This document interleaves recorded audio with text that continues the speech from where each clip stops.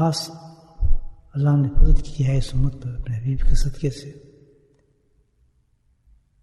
کہ بے انتہا ہمارے سامنے بخشش کے دروازے کھولے ہیں، اور رکھتا ایسا ہے کہ اتنے وسائل اتنے ذرائع دیے اللہ تعالیٰ نے کہ کوئی بھی جو ہے ایسا امتی نہیں ہوا آپ صلی اللہ علیہ وسلم کا کہ جو جنت میں داخل نہ ہو جائے. اتنے آسان طریقے اللہ تعالیٰ نے بتائے. اور یہ شعبان کی جو رات آنے والی ہے جس کو نصف شعبان کہتے ہیں، شب برات بھی کہتے ہیں اور شب برکت بھی کہتے ہیں، یہی رات ہے عجیب برکت والی اور عجیب رحمت والی رات ہے. اس کے مقابل میں جو رات ہے وہ لیلۃ القدر ہے. یہ لیلۃ البرکت ہے وہ لیلۃ القدر ہے. یہ رات جو ہے سبحان اللہ رمضان کی تیاری کراتی ہے. بندے کو رمضان مل جاتا ہے اس رات سے. اور شب قدر جو ہے بندے کو پورا سال مل جاتا ہے. اس کو اگر صحیح طریقے سے انسان گزار لیتا ہے پورا رات کی گارنٹی ملتی ہے اس میں پورا سال کی. تو یہ جو رات ہے یہ بہت بڑی رات ہے، چند دنوں میں آنے والی ہے. تو ہم ایک ایسی راتوں کو ایک اس طریقے سے ضائع کر دیتے ہیں، اسی رات میں بیٹھ کے اس کے فضائل بیان کرتے ہیں، اور جب تک اس کے فضائل ختم ہوتے ہیں، تقریریں ختم ہوتی ہیں، مجھے عمل کرنے والے تو ختم ہو جاتے ہیں. تو ایسی راتوں میں تو یہ چیز ہونی ہی چاہیے. ایکچولی ہماری خانقاہ کے اندر میں نے کبھی نہیں دیکھا کہ ایسی راتوں میں کوئی ایسی تقریریں ہوں یا فضائل بیان کیے جاتے ہوں. یہ راتیں اس لیے ہوتی ہی نہیں ہیں کہ تقریریں شروع ہو جائیں، لوگ جمع ہو جائیں اور باتیں اس کی فضائل بیان کر دیں، اور پھر یہ تو ہوتے نہیں. اس لیے یہ تو ایک عجیب قسم کی رات اللہ پاک نے دی ہے. سب سے بڑی رات اس اہمیت کو سمجھ جائیں آپ. کہ پورا سال ہم نے گزارا ہوتا ہے، گندگیوں میں بھرے ہوتے ہیں، نجاست میں چپٹی ہوتی ہے، گناہ آتاد ہوتے ہیں. ایک دم ہمیں رمضان مصیبت دے دی اللہ نے. کتنا ضائع ہو جائے گا رمضان انسانوں سے. تیاری نہیں ہوتا انسان روحانی طور پر کہ اس کا بلوگ وہ جا کے رمضان کو حاصل کر سکے. وہ اتنی بڑی رمضان کی جس کو وہ تصور ہی نہیں کر سکتا. تو اس کے لیے اللہ پاک نے ایسا انتظام فرما دیا کہ شعبان کا مہینہ کس طرح پیارا مہینہ عطا فرمایا. پھر نہ صرف یہ کہ اس میں ایک رات اور بھی ایڈیشن کر دیا اللہ تعالیٰ نے، یعنی شعبان کی 15ویں رات جس کو شب برات کہتے ہیں. اس میں اللہ سبحانہ تعالیٰ نے خاص بندے کو وہ کام کرنے کی توفیق عطا فرمائی ہے کہ جس کے بعد اگر وہ کام کر لے انسان اس رات میں تو پھر رمضان اس کو مل جاتا ہے. کہا جاتا ہے کہ جو شعبان جو ہے یہ رمضان کی نیکی تقسیم کرنے کے لیے، رمضان کی نیکی تقسیم ہوتی ہیں اس میں. فرمایا نبی پاک صلی اللہ علیہ وسلم کے عائشہ تجھے معلوم ہے یہ کون سی رات ہے؟ اللہ کے عائشہ رضی اللہ تعالیٰ فرمایا کہ اللہ کے رسول جانے کون سی رات ہے، مجھے تو معلوم نہیں. تو فرمایا یہ رات شعبان کی 15ویں رات ہے. یہ بہت بڑی رات ہے، بہت بار برکت والی رات ہے. اور اس میں اللہ سبحانہ تعالیٰ اپنی شان کے مطابق نزول فرماتے ہیں. سبحان اللہ. شان کا لفظ خوب آیا یہاں پر. پھر آگے شان بتائیے اللہ تعالیٰ کی حقیقی شان کیا ہے. اللہ اپنی شان کے مطابق نزول فرماتے ہیں. اور پھر اس رات میں امت کی، میری امت کے لوگ کی بخشش مغفرت اتنی ہوتی ہے اتنی کہ جیسے ایک قبیلہ تھا اس کی بکریاں بہت زیادہ تھیں، شیپس. میں مثال دی اللہ کے نبی نے کہ جیسے ان کے اوپر بال ہیں ان بکریوں پر بیڑوں پر ان بالوں سے بھی زیادہ بخشش اللہ تعالیٰ فرماتے ہیں. سبحان اللہ. بتائیں کتنی بڑی رات ہے. کیسا اللہ کے نبی نے رمضان کے لیے تیار کیا کہ بخشش یہاں سے لے جائیں. رمضان میں کیا کرنا ہے؟ بخشش کی ضرورت ہی نہیں. پھر وہاں کیا ہوگا؟ وہاں درجات بلند ہوں گے الحمدللہ. بخشش تو یہ کر لیا ہم نے تو وہاں جو کچھ بھی ہوگا درجے بلند ہوتے چلے جائیں گے جنت کے اندر انسان کے.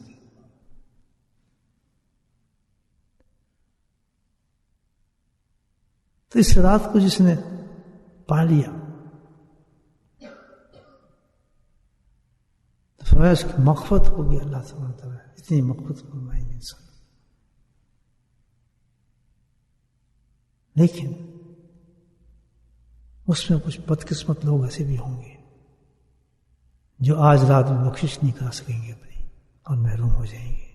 کیونکہ جو آج محروم ہو گیا تو سارا رمضان بھی میں بیچارہ محروم رہا. پھر وہ بھی گیا اس کے ہاتھ سے. رمضان گیا پوری زندگی اس کی بیکار ہو گئی. آدمی چاہے تو اپنی تبدیلی کر سکتا ہے. دیکھیں یہ ایک عجیب نقطہ ہے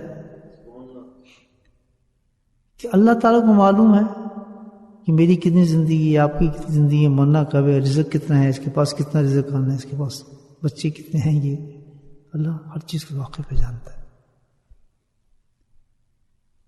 تو پھر بھلا یہ ہمیں بتانے کی کیا ضرورت تھی؟ سوچیے اس کو ڈکلیئر کرنے کی ضرورت کیا تھی اللہ تعالیٰ کو؟ کیوں بتایا کہ نام کٹ جائے گا تمہارا, تمہیں موت آ جائے گی, تمہارے پاس رزق کتنی ہے, تمہاری عمر بس اتنی ہے, اس سے زیادہ تمہاری عمر نہیں ہوگی. کیوں بتائی یہ بات اللہ تعالیٰ نے؟ بندے کو کیا فائدہ اس سے؟ بولے سبحان اللہ. دیکھیں ذرا کیا اللہ ہے, کیا رحمت اللہ تعالیٰ. اٹل چیز ہے جو اللہ فیصلہ کر دیتا ہے, کوئی ٹال سکتا ہے اس کو؟ نہیں. فرشتوں کو وہ بلاتا ہے اور ڈیوٹی لگاتا ہے جس کا رزق اس کو دینا ہے سال میں آپ نے. موت کے فرشتے کو بلاتا ہے کہ یہ اس نے مرنا, یہ لسٹ ہے, اس کو مارنا ہے آپ نے. اللہ نے حکم دے دیا, لکھا ہے اس کا, کون ٹال سکتا ہے اس کو؟ لیکن جو حکم دیتا ہے ٹال بھی سکتا ہے, پھر وہ اس کی طاقت ہے, وہ قادر مطلق ہے. تو بتائے کیوں؟ سبحان اللہ. بتائے یہی کہ اتنی عظیم رات ہے, اتنی بڑی رات ہے, تو تو جائے تیری تقدیر بدل سکتی ہے, تیری زندگی بدل سکتی ہے. بتانے کا مطلب یہ ہے سبحان اللہ. سمجھ والا ہونے کہ میں نے تو فیصلہ کر دیا, لیکن پھر بھی تجھے میں چانس دے دیتا ہوں بتا کر کہ تقدیر کبھی بدلی جا سکتی. جو لکھ دی اللہ تعالیٰ نے, کسی طاقت نہیں کو بدل دے. لکھا گیا تقدیر نے, جو مقرر کر لیا تعالیٰ ختم. لیکن بتایا اس لیے کہ یہ چیزیں تبدیل ہو سکتی ہیں. تیری عمر بھی بڑھ سکتی ہے, تیری زندگی بڑھ سکتی ہے, تیری جو تقدیر ہے وہ بھی مٹ سکتا ہے. تو کر سکتا ہے آج رات کیا چیز تبدیل کر سکتی ہے, اس کو بتایا. 3 چیزیں ایسی ہیں سبحان اللہ تعالیٰ دی ہیں, 3 چیزیں ایسی ہیں جو آپ کی تقدیر کو بھی بدل سکتی ہے, آپ کی عمر کو بھی بدل سکتی ہے, جو آپ کے مقدر میں لکھ دے گا اس کو بھی بدل سکتی ہے. سبحان اللہ, سبحان اللہ. 3 چیزیں ایسی زبردست اللہ تعالیٰ نے دی ہے. سبحان اللہ. نمبر 1 سچی توبہ. سبحان اللہ, سبحان اللہ, سبحان اللہ. نمبر 2 دعا. سبحان اللہ, سبحان اللہ. نمبر 3 صدقہ. سبحان اللہ. یہ 3 ایسی زبردست چیزیں اللہ پاک نے دی ہیں انسان کو کہ گو میں نے فیصلہ کر دیا تیرا, لیکن میں نے ان 3 چیزوں میں طاقت رکھتی ہے کہ پھر میں اپنا فیصلہ تبدیل کر دیتا ہوں. گناہ کو گناہ تو سمجھو. جس نے گناہ کو گناہ سمجھا واللہ میں قسم کھا کہتا ہوں کہ وہ گناہ سے بچ گیا. کتنا ہی بڑا گناہ ہو, یہ بھی میری زندگی کا تجربہ ہے, کتنا ہی بڑا گناہ ہو اور کتنی عادی اس گناہ کے اندر ہو, لیکن کہتا ہے جی گناہ. اللہ کی قسم میں اس کو گناہ سے نکلتے دیکھا ہے,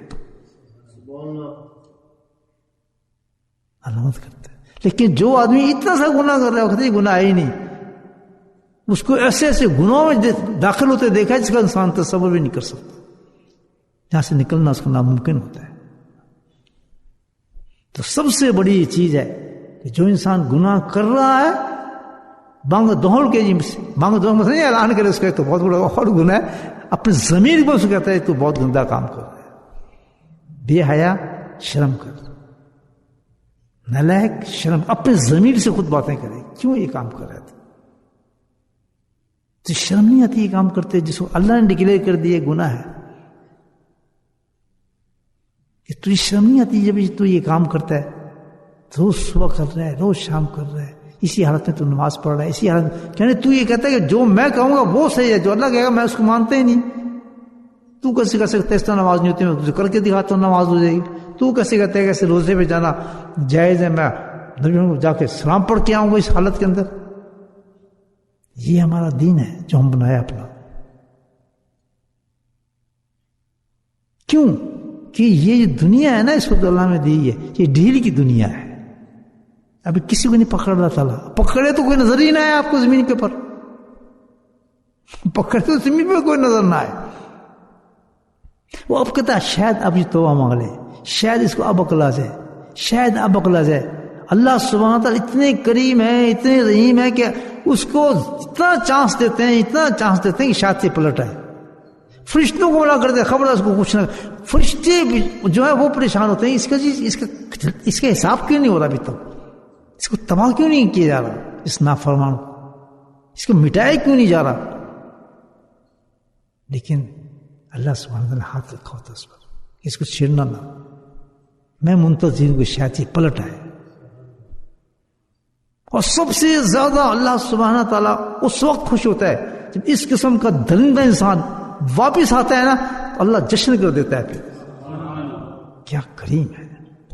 اور سب سے پہلے جو شیطان ڈاکہ ڈالتا ہے نا محبت کے اندر، شیخ اور مرید کی محبت جو ڈاکہ ڈالتا ہے نا، وہ کیا ڈالتا ہے؟ اس کے یقین کو ختم کرتا ہے۔ اس کے یقین کو جب یقین انسان کا ختم ہونا شروع ہو جائے، ایک ڈاٹ بھی آ جائے چھوٹا سا، اس کو وہیں کو چل دو، ورنہ بڑھنا شروع بڑھائے گا اس کو۔ اس محبت میں جو ہے ایک ڈاٹ کے برابر بھی یقین کے اندر کمی نہیں آنی چاہیے، وہیں اس کو ختم کر دیں، اٹھے نہ اس وقت تک کہ جب اس یقین اپنے اس وسوسے کو ختم نہ کر دیں کہ ہو نہیں سکتا یہ بات، میری بربادی ہے اس میں۔ یہ پیور راستہ ہے بھائیو اللہ کی محبت کا۔ یہ وظیفوں کے لیے نہیں ہم جاتے ہیں کہ وظیفے کر رہے ہیں اتنے چلے کھینچ لیے، اتنا ہم نے تصویر کھینچ لی، نہیں نہیں نہیں، یہ ایسا نہیں ہے۔ شیخ اور مرید کے اندر جو رشتہ چلتا ہے نا صرف ایک ہی چیز پر چلتا ہے، کچھ بھی نہیں، اور بنتا بھی ہے، ٹوٹتا بھی ہے، چلتا بھی ہے، پھیلتا بھی ہے، وہ ایک چیز ہے، وہ کیا ہے؟ یقین ہے۔ یہ یقین تو ہے، یہی یقین پھر بلند ہوتا ہے، یہی یقین بلند ہوتا ہے۔ شیخ پر جب یقین آتا ہے یہ بلند ہوتا ہے، پھر یہی یقین جہاں پہ رسول پہ چلا جاتا ہے، اسی قدر یقین جو پھر اپنے نبی بڑھ جاتا ہے اس کا، پھر تباہ شروع ہوتی ہے نبی پاک صلی اللہ علیہ وسلم کے وہاں پر، پھر یہی یقین بلند ہوتا ہے، الف لام ذالک کتاب لا ریب فیہ پہ آ جاتا ہے، میں اس کتاب پہ پورا یقین کرتا ہوں، پھر وہ بلند ہو جاتا ہے اس یقین تک کہ قرآن والا یقین اس اندر پیدا ہو جاتا ہے، چلتا پہلی سیڑھی سے انسان،